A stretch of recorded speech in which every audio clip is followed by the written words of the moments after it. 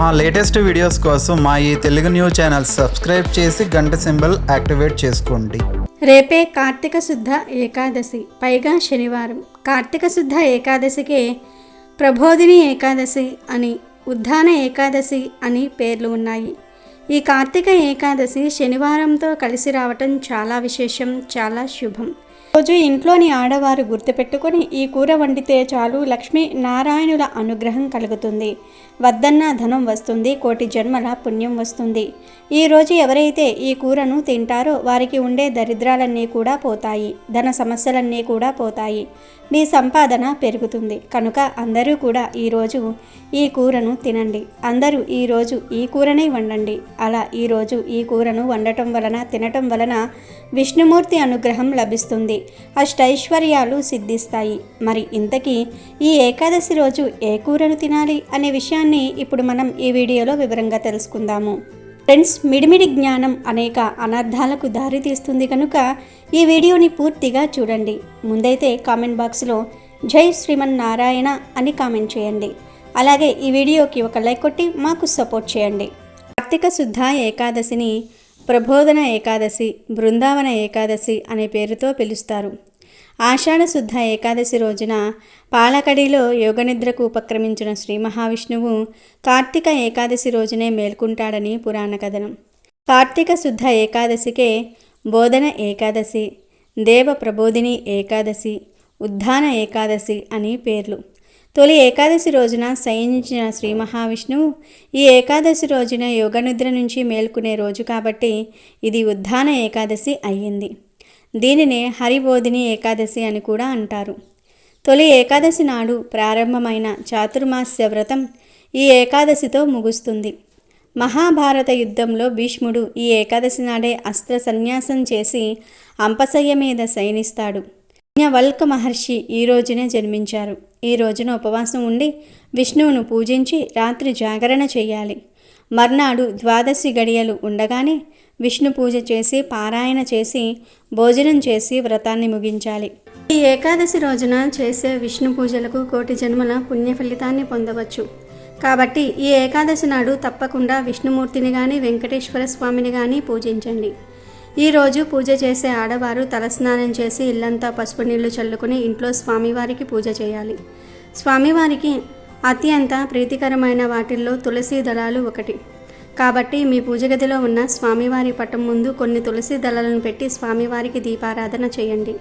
ఈ రోజున నువ్వుల నూనెతోనే దీపారాధన చేయాలి. ముఖ్యంగా స్వామివారి పూజలో ఒక పిండి దీపాన్ని వెలిగిస్తే ఇంకా మంచిది. అప్పుల సమస్యలతో బాధపడేవారు ఈరోజు 11 యాలకులను ఒక దారానికి గుచ్చి ఒక యాలకుల మాలను తయారు చేసి ఆ యాలకుల మాలను స్వామివారి పటానికి వేయండి. ఈ రోజున స్వామివారికి యాలకుల మాలను సమర్పిస్తే అప్పుల సమస్యలన్నీ కూడా తొలగిపోతాయి. ఇక స్వామివారికి నైవేద్యంగా ఒక బెల్లం ముక్కను నివేదించండి.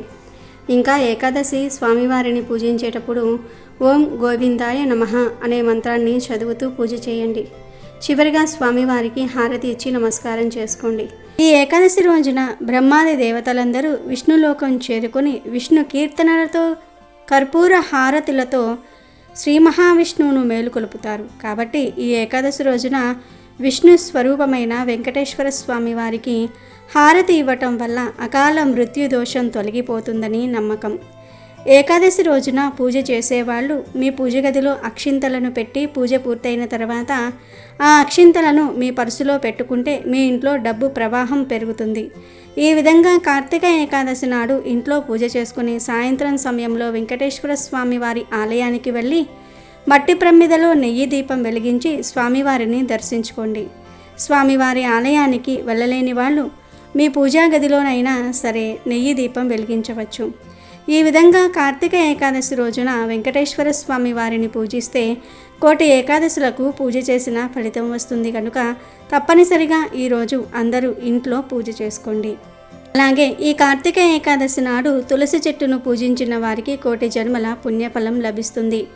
ఈరోజు ఉదయం సూర్యోదయ సమయంలో కానీ లేదా సాయంత్రం సూర్యాస్తమయ సమయంలో కానీ తులసి కోట ముందు నెయ్యి దీపం వెలిగించి తులసి చుట్టూ 3 ప్రదక్షిణాలు చేసి తులసి మాతకు నమస్కారం చేస్తే మీ మనసులో ఏది కోరుకున్నా సరే అది ఖచ్చితంగా నెరవేరుతుంది.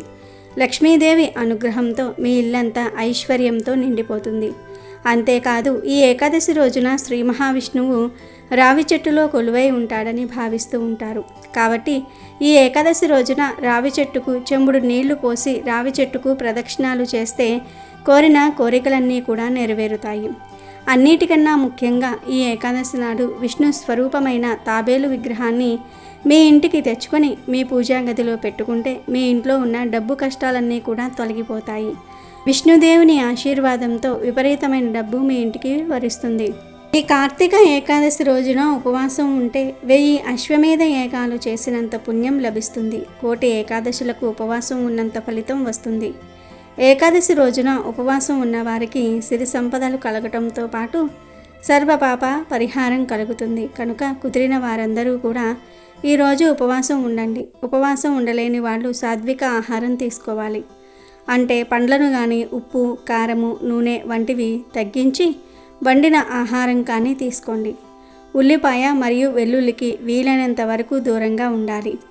ఈ పవిత్రమైన ఏకాదశి నాడు ఒక చిన్న దానం చేసిన జన్మ జన్మల పుణ్యం కలుగుతుంది. కనుక ఈ పవిత్ర ఏకాదశి రోజున బియ్యం, గోధుమలు అలాగే బెల్లం దానం చేస్తే మీ ఇంట్లో ధనధాన్యాలకు లోటు ఉండదని, సుఖ సంతోషాలకు లోటు ఉండదని పెద్దలు చెప్తూ ఉన్నారు. అలాగే ఈ ఏకాదశి నాడు విష్ణుమూర్తి ఆలయాన్ని దర్శిస్తే 1,000 రెట్ల పుణ్యం లభిస్తుందని బ్రహ్మదేవుడు నారద మహర్షికి తెలిపాడు. కనుక తప్పనిసరిగా ఈరోజు దగ్గరలో ఉన్న విష్ణు ఆలయానికి వెళ్ళండి. ఇంట్లో తులసి మొక్క లేని వారు ఈ ఏకాదశి రోజున మీ ఇంటికి తులసి మొక్కను తెచ్చుకుంటే లక్ష్మీదేవిని మీ ఇంటికి ఆహ్వానించినట్టే. వివాహానికి అడ్డంకులు ఏర్పడుతున్నా, మంచి సంబంధాలు కుదరకపోయినా ఈ ఏకాదశి రోజున తులసి మొక్క ముందు 5 నెయ్యి దీపాలు వెలిగించి తులసికి హారతి ఇస్తే మంచి సంబంధాలు కుదురుతాయి. వివాహానికి అడ్డంకులు తొలగిపోతాయి. అలాగే ఈ ఏకాదశి రోజున స్త్రీలు కంటతడి పెట్టకూడదు. స్త్రీలు కంటతడి పెట్టిన ఇంట్లో లక్ష్మీదేవి అస్సలు ఉండదు. అలాగే ఈరోజు ఎవరికీ అప్పు ఇవ్వవద్దు, అప్పు తీసుకోవద్దు. ఇలా చేయటం వల్ల మీ కుటుంబానికి అనారోగ్య సమస్యలు ఏర్పడతాయి. కనుక ఈ తప్పు పనులు చేయకుండా జాగ్రత్తగా ఉండండి. అలాగే ఈ రోజున చేసే గోసేవకు జన్మ జన్మల అదృష్టం కలుగుతుంది. కాబట్టి ఈరోజు మీ దగ్గరలో ఉన్న గోశాలకు వెళ్ళి గోమాతకు పచ్చిగడ్డిని ఆహారంగా తినిపించండి. అలాగే అరటి పండ్లను కూడా తినిపించండి. ఇలా ఏకాదశి రోజున గోమాతకు ఆహారం తినిపిస్తే మీ కుటుంబం మొత్తానికి సకల ఐశ్వర్యాలు వరిస్తాయి. ఇక ఎంతో పవిత్రమైన ఈ ఏకాదశి రోజు ఇంట్లోని ఆడవారు దొండకాయ కూరను వండాలి. ఎందుకంటే ఈరోజు అందరూ దొండకాయ కూరను తింటే చాలా మంచిది. ఈరోజు దొండకాయ కూరను తింటే లక్ష్మీ నారాయణుల అనుగ్రహం కలుగుతుంది. దొండకాయతో పాటు ఈరోజు ఉలవలతో చేసిన కూరను తిన్నా కూడా 1,000 జన్మల పుణ్యం వస్తుంది. ఉలవలతో చేసే కూరలంటే ఉలవచారు, ఉలవ పప్పు, ఉలవల కూర, ఇలా ఉలవలతో ఏదో ఒక కూర వండుకొని తినండి. కనుక ఈ ఏకాదశి రోజు అందరూ దొండకాయ కూరను కానీ ఉలవల కూరను కానీ తప్పనిసరిగా తినండి. దొండకాయను కూర వండుకొని తినవచ్చు, లేదా పచ్చడి చేసుకొని తినవచ్చు, లేదా దొండకాయ ఫ్రై చేసుకోవచ్చు, లేదా దొండకాయను పప్పులో వేసి కూర వండుకోవచ్చు, లేదా దొండకాయ 65 చేసుకోవచ్చు. ఇలా ఈరోజు ఏ రూపంలో దొండకాయను తిన్నా అష్ట ఐశ్వర్యాలు సిద్ధిస్తాయి. 1,000 జన్మల పుణ్యంతో మీరు కోటీశ్వర్లుగా మారే అవకాశాలు వస్తాయి. లేదంటే ఈరోజు ఉలవలతో ఏదో ఒకటి వండుకొని తిన్నా కూడా లక్ష్మీ నారాయణుల అనుగ్రహం కలుగుతుంది. దరిద్రాలన్నీ కూడా పోతాయి. ఎందుకంటే ఉలవలు చాలా బలాన్ని ఇస్తాయి. ఈ ఏకాదశి రోజు ఉలవలతో చేసిన కూర తినాలని శాస్త్రాలు చెప్తూ ఉన్నాయి. కనుక ఈరోజు ఆడవారు గుర్తుపెట్టుకొని దొండకాయ కూరను కానీ ఉలవల కూరను కానీ వండండి. అందరూ ఈ కూరలను తినండి. అలా తినటం వలన విష్ణుమూర్తి అనుగ్రహం, లక్ష్మీదేవి అనుగ్రహం కలిగి మీకు ఉన్న కష్టాలన్నీ కూడా పోతాయి. దరిద్రాలన్నీ కూడా పోతాయి. వద్దన్న ధనం వస్తుంది. ధన సమస్యలన్నీ పోతాయి. 1,000 జన్మల మహాపుణ్యం వస్తుంది. కనుక అందరూ ఈరోజు ఈ కూరలను వండండి, తినండి. మీకన్నీ శుభాలే జరుగుతాయి. ఇక ఈ ఏకాదశి రోజు పొరపాటున కూడా నాన్ వెజ్ తినకూడదు. అంటే గుడ్డు, చికెను, మటన్, రొయ్యలు, పీతలు, నత్తలు, చేపలు ఇలాంటివి ఏమీ కూడా తినకూడదు. గుడ్డును చాలామంది నాన్ వెజ్ కాదనుకొని తినేస్తూ ఉంటారు. కానీ గుడ్డు కూడా నీచే. ఏకాదశి రోజు గుడ్డు కూడా తినకూడదు. కనుక ఈరోజు ఇంట్లో మాంసాహారం వండవద్దు, తినవద్దు. ఇంట్లో అనే కాదు, మీరు బయట కూడా నాన్ వెజ్ తినకూడదు. అంటే రెస్టారెంట్స్లో, బజార్లో, నూడిల్స్ బళ్ళ దగ్గర, బిర్యానీ షాపుల దగ్గర, బజ్జీ బళ్ళ దగ్గర ఎక్కడా కూడా నాన్ వెజ్ తినకూడదు. కేవలం కూరల రూపంలోనే కాదు, ఏ రూపంలోనూ కూడా నాన్ వెజ్ను తినకూడదు. అంటే నూడిల్స్, మంచూరియా, బిర్యానీ, బర్గర్లు, పిజ్జాలు, egg puff, chicken lollipop, chicken joints, chicken wings, chicken pakodi, ఇలా ఏ రూపంలోనూ కూడా నాన్ వెజ్ను తినకూడదు. చివరికి కేకును కూడా ఈరోజు ముట్టుకోవద్దు. ఎందుకంటే కేకులో గుడ్డు కలుస్తుంది, అది కూడా నీచే కనుక తినకూడదు. ఇలా ఈ ఏకాదశి రోజు ఏ రూపంలోనూ కూడా నాన్ వెజ్ తినకుండా జాగ్రత్తగా ఉండండి. కాదని ఈరోజు నాన్ వెజ్ తింటే దేవతల ఆగ్రహానికి గురి అవుతారు. ఇక మీరు ఎన్ని పూజలు చేసినా ఫలితం రాదు, దరిద్రాన్ని అనుభవిస్తారు. కనుక అందరూ కూడా ఈరోజు ఈ ఆహార నియమాలను పాటించండి. కార్తీక ఏకాదశి మహత్యం గురించి స్కాంద పురాణంలో ఉంది. పాపాలను హరించే ఈ ఏకాదశితో 1000 అశ్వమేధ యాగాలు, 100 రాజసూయ యాగాల పుణ్యం లభిస్తుంది. కొండంత పత్తిని చిన్న నిప్పురవ్వ ఎలా కాల్చి బూడిద చేస్తుందో అలాగే ఒక జీవుడు తన 1000 జన్మలలో చేసిన పాపాలను కాల్చివేస్తుంది. ఏకాదశి ఉపవాస వ్రతం ఈరోజు చిన్న పుణ్యకార్యం చేసినా అది సుమేరు పర్వతానికి సమానమైన పుణ్య ఫలితం ఇస్తుందని, ఈ ఏకాదశి వ్రతం చేసిన వారికి సాధించలేనివి ఏమీ ఉండవని సాక్షాత్తు బ్రహ్మదేవుడు వివరించారు. కార్తీక శుద్ధ ఏకాదశి నాడు భాగవతంలోని అంబరీషోపాఖ్యానం పఠనం లేదా శ్రవణం చేస్తే చాలా మంచిది. ఇక ఎంతో పవిత్రమైన ఈ ఏకాదశి రోజున ఉదయం మరియు సాయంత్రం స్నానం చేసే నీటిలో ఒక పసుపు రంగు పుష్పాన్ని కానీ లేదా 5 తులసి దళాలను కానీ లేదా చిటికెడు పసుపును కానీ వేసుకుని స్నానం చేయాలి. అంటే ఒక పసుపు రంగు పువ్వును అనగా పసుపు చామంతి పువ్వు రేకులను కానీ, పసుపు గులాబీ రేకులను కానీ, పసుపు మందార రేకులను కానీ వేసుకుని స్నానం చేస్తే చాలా మంచిది. అలా పసుపు రంగు పూలు లేనివారు 5 తులసి దళాలను తెచ్చుకొని లైట్గా చేతితో నలిపి నీటిలో కలిపి స్నానం చేయండి. ఈ తులసి దళాలను పూజ చేయని చెట్టు నుండి కోసి తెచ్చుకోవాలి. అందరి ఇళ్లల్లో పూజ చేసే తులసి చెట్లే ఉంటాయి, కానీ పూజలు చేయని తులసి చెట్లు ఉండదు. అలాంటి వారు ఒక అర స్పూన్ అంత పసుపును నీటిలో వేసుకుని స్నానం చేయండి. ఇలా ఒక పసుపు రంగు పువ్వును కానీ 5 తులసి దళాలను కానీ పసుపును కానీ వేసుకుని స్నానం చేస్తే ఆ రోజుతో మీ జీవితం మారిపోతుంది. 1000 కోట్ల సంవత్సరాలు వైకుంఠంలో నివసిస్తారు. ఈరోజు నీటిలో దీనిని వేసుకొని స్నానం చేస్తే జన్మల పాపాలు ఆ నీటి ద్వారా పోయి 1,000,000 జన్మల పుణ్యం వస్తుంది. మీ ఒంట్లోని నెగిటివ్ ఎనర్జీ, రోగాలు, దోషాలు పోతాయి. మీరు పరిశుద్ధంగా మారిపోతారు. మీ శరీరానికి నూతన ఉత్తేజం వస్తుంది, నూతన ఉల్లాసం వస్తుంది, అదృష్టం మిమ్మల్ని వరిస్తుంది.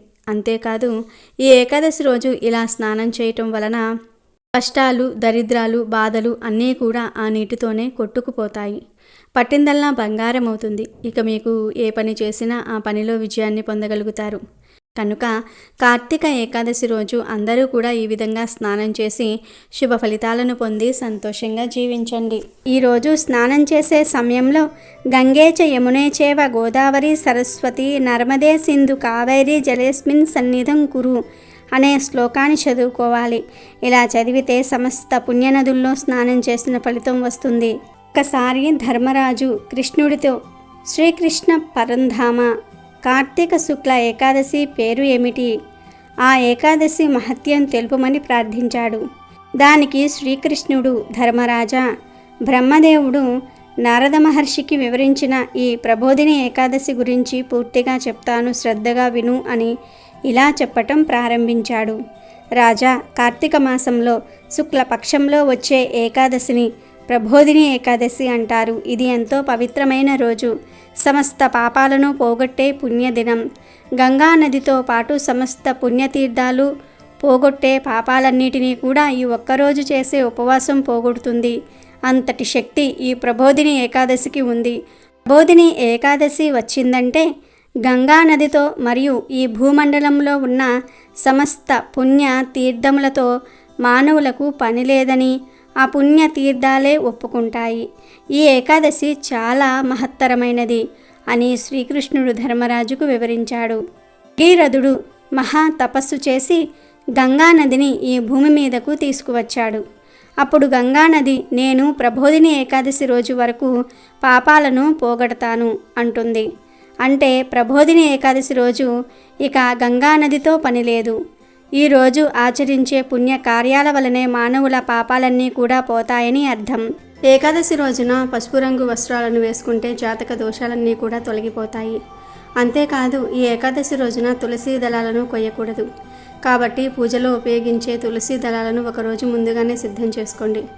ఏకాదశి రోజున తలకు నూనె రాయకూడదు. ఏకాదశి రోజున తలకు నూనె పెట్టుకుంటే ఆయుష్ తగ్గిపోతుందని అంటూ ఉంటారు. మీ ఇంట్లో ఆదాయానికి మించిన ఖర్చులు ఉంటే ఈ ఏకాదశి రోజున మీ ఇంటి గుమ్మానికి నిమ్మకాయలు కట్టుకోండి. అలా కట్టడం వలన మీ ఇంటికి ఉన్న డబ్బు సమస్యలు తొలగిపోతాయి. ఈ ఏకాదశి రోజున ఒక పసుపు వస్త్రం తీసుకొని అందులో 7 లవంగాలు వేసి వాటిని మూట కట్టి దాన్ని మీ బీరువాలో పెట్టుకోండి. ఏకాదశి రోజున ఇలా చేస్తే మీ ఇంట్లోకి విపరీతంగా డబ్బు వస్తుంది. అదేవిధంగా ఈ ఏకాదశి రోజు 11 సార్లు శ్రీరామ రామ రామేతి రమే రామే మనోరమే సహస్రనామ తత్తుల్యం రామనామ వరాననే అనే ఈ మంత్రాన్ని పఠిస్తే చాలా మంచిది. విష్ణుమూర్తి అనుగ్రహం కలుగుతుంది. మీకు అన్ని శుభాలే జరుగుతాయి. ప్రత్యేకించి ఏకాదశి రోజు ఉదయం స్నానం చేసుకుని చక్కగా మంచి దుస్తులు ధరించి దగ్గరలో ఉండే వేప చెట్టు దగ్గరకు కానీ ఉసిరి చెట్టు దగ్గరకు కానీ వెళ్ళండి.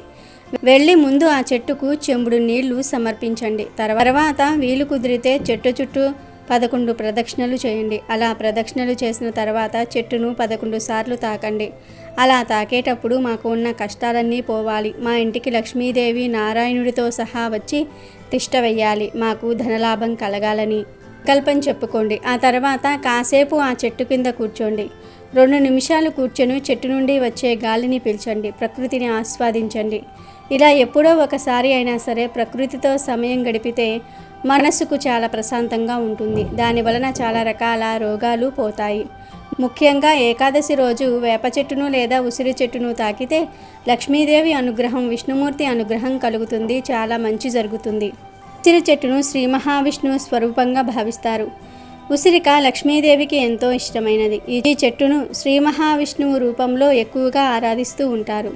ఉసిరికాయల మీద ఒత్తులు పెట్టి వెలిగించే సాంప్రదాయం కూడా ఉంది. ఉసిరి చెట్టులో ఎన్నో ఔషధ గుణాలు ఉన్నాయి.